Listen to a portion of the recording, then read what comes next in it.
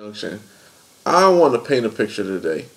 I want you to close your eyes and I want you to think back. It's 2009 and it's the NBA Finals. But we're watching the NBA Finals, not with the Los Angeles Lakers versus the Orlando Magic. We're watching an NBA Finals of LeBron James versus Kobe Jellybean Bryant. Cavs, Lakers, 2009 NBA Finals. It was the long-awaited, infamous NBA Finals that never happened. We all wanted to see who was better, Kobe or LeBron. We all wanted to watch that head-to-head matchup and see the stars collide. It would have been like Batman versus Superman. It would have been a crazy matchup, Clash of the Titans. It would have been something epic.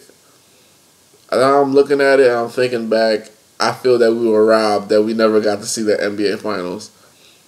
You had Kobe Bryant in his prime, trying to prove everybody they could win without Shaq. And you had LeBron James trying to prove that he could finally win a title and he could lead a team and he's one of the greatest of all time. That would have been epic, ladies and gentlemen. I believe that if that finals were to ever have occurred, that would have broke the ratings. That would have topped the charts. It would have been the all-time most talked about NBA Finals to ever take place. Unfortunately for LeBron James, he was paired up with a whole bunch of rejects and crazy guys, and he still was able to take them far, but not where they needed to go. Yeah, I was paired up with Anderson Varejao, Larry Hughes. I can't, not Jannero Pargo, but there's another guy. He retired. He looks somewhat like Jannero Pargo.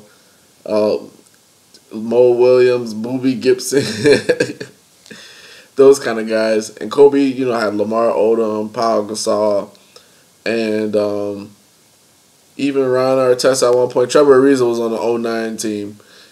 But that being said, if they would have went head-to-head, my money would have been on Kobe Bryant and the Lakers because at that time, Kobe was a closer. He was just a straight animal. He was making all the plays that he needed to make. If you recall in the NBA Finals against Orlando, some of the biggest plays Kobe made were passes. He made a pass to Derek Fisher to send it overtime. He made a pass out of double team in the overtime to seal the deal with a Derek Fisher 3.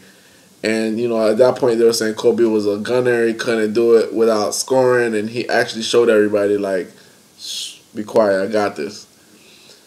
You just got to remember, I don't know if people really remember Kobe in his prime. I think people confuse, LeBron James, he's a great, great player. He's, closest to Michael Jordan. But LeBron James was able to have a longer prime in the limelight rather so than Kobe, because a lot of time when Kobe was in his prime, the Lakers were rebuilding. You remember they would kept on getting whooped by the Suns, and that was around the time when Kobe was dropping 50-point games. He had a string of 4 50-point games, and that's when the Lakers were mediocre, straight trash. Kobe was scoring like a madman, just trying to keep them competitive. So all those times, Kobe was on a garbage Laker team after Shaq left, and that was his prime. So we didn't really get to see Kobe excel during those years because the team was garbage, and he only had about 2 to 3 years when the team got good, when they won back-to-back championships, and then that third year they faltered to three-peat and fell retired.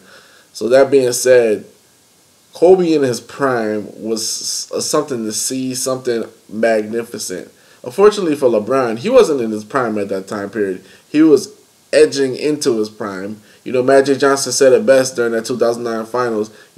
We've been saying that LeBron James is the best player to ever play, is the best player in the game right now. But I'm sorry, LeBron. I disrespected Kobe. Kobe is the best player right now. And you remember that around that time, Kobe had the song with Lil Wayne. You know what I'm saying? Stephen A. Smith's like, he'll guard your best player. He's hungry. I don't know who's hungrier for NBA championships since the trade occurred. He's an assassin. He'll eat your heart out.